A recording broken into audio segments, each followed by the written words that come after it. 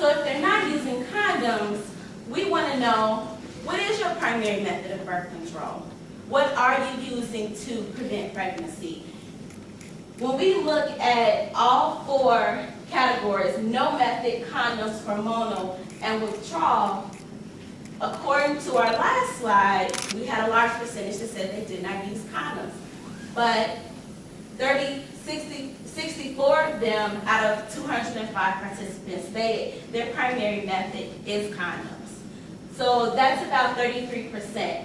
Then when we look at our hormonal, which includes our shot, which includes our pills, a lot of them are not utilizing that method.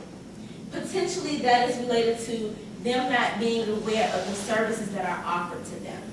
So that's why we plan to see a 10% increase in family planning services to encourage them to come in and access those services so that you're not only using birth control to prevent pregnancy, but you're also going to use condoms to reduce HIV and STDs.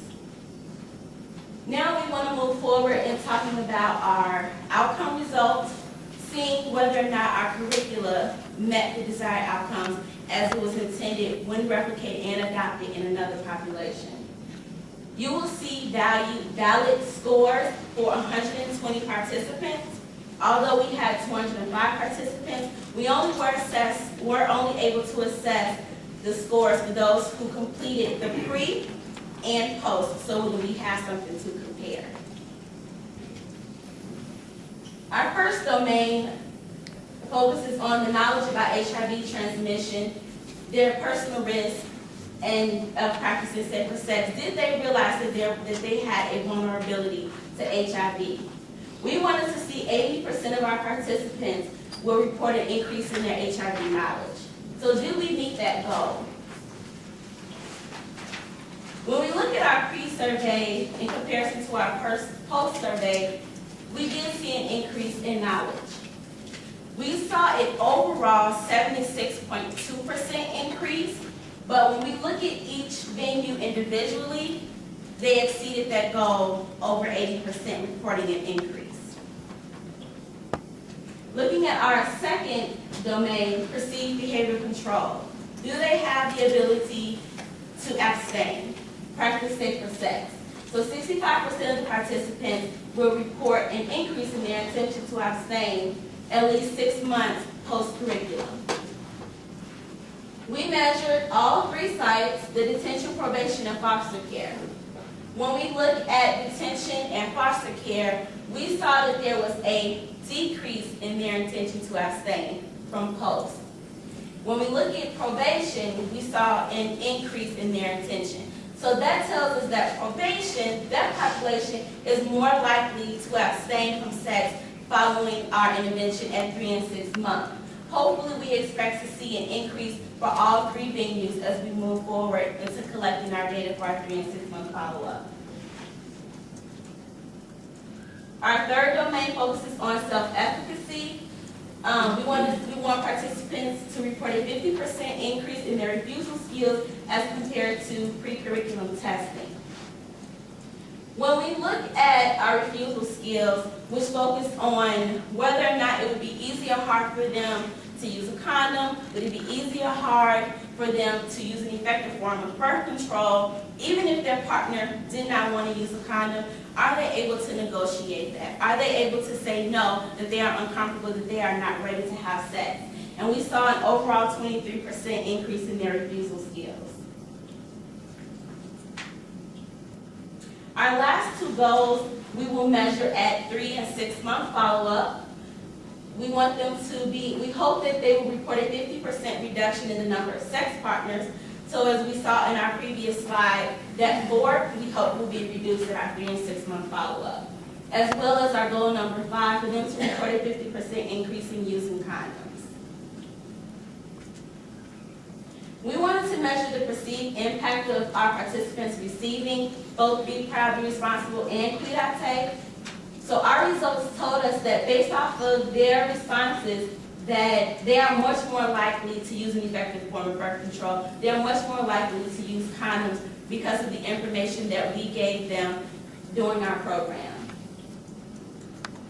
Program limitations. We did have some limitations.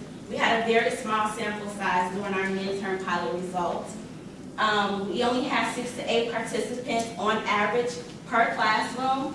We did not have a control group to compare the results, so we were not able to look at those who may have taken a smoking cessation program versus those who have took our interventions to see if there would be any change. So we were unable to really see was there a cause and effect relationship. Then some confounders. Some of our participants have received health programming, sexual health programming in other venues from other community partners. So that could have impacted our outcomes if they received that information before. And then knowing that our high-risk population behaviors compared to the general population were greatly different. And then some environmental factors, the fact that they were detained compared to other venues, and are they going to be able to exercise those refusal and negotiation skills, which we hope to see increase at our 3- and 6-month follow-up. Some lessons learned looking at our high-risk population. The evidence-based program was in more of a traditional setting. When it was replicated, we adopted it into our high-risk population. So it may not produce those same effective outcomes. We may have to do some adaptations to make sure that it is a good fit for our population. As well as looking at our data collection tools, reevaluating our survey tools, and also reassessing our goals and objectives to make sure that they're realistic for our target population. And also looking at how we administer surveys. Are the youth that are completing this information, do they feel comfortable completing it? Are they concerned about confidentiality of the information?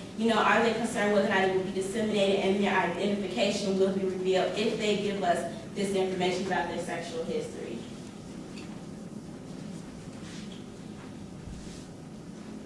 And as I mentioned before, we have been in the process of submitting some adaptations to the Office of Adolescent Health. And then we're also reevaluating our facilitation, whether or not those key messages are emphasized each time we teach to make sure that the kids are getting that message. And then in our follow-up, we started our follow-up and we're noticing, because we're such a transient city, it's very hard to have reliable information to follow up. We're noticing that a lot of the contact information that was initially given to us is not correct anymore, and also some of our youth have been transferred to other locations, so it's very difficult to get in contact with them to be able to assess that behavioral change. And then we also want to provide some survey tools that they can utilize on the internet. If they cannot contact us or get down to our office or NPHA's office to be able to take that survey, they can use it, they can utilize that tool online. As well as when we looked at ever had sex and when we looked at the age of the initial first sexual encounter, we saw that it was at the age of 13. In our school district, they implement abstinence-based programs. But it's very important to provide a comprehensive sex education program, starting that in our middle schools. And as we move forward and as the lead on reducing teen pregnancy, we want to make sure that we have program sustainability, allocating the resources for our partners to be able to continue implementing sexual health interventions in the community. I have provided my contact information in the slides. If you have any questions, please feel free to contact me. Yeah.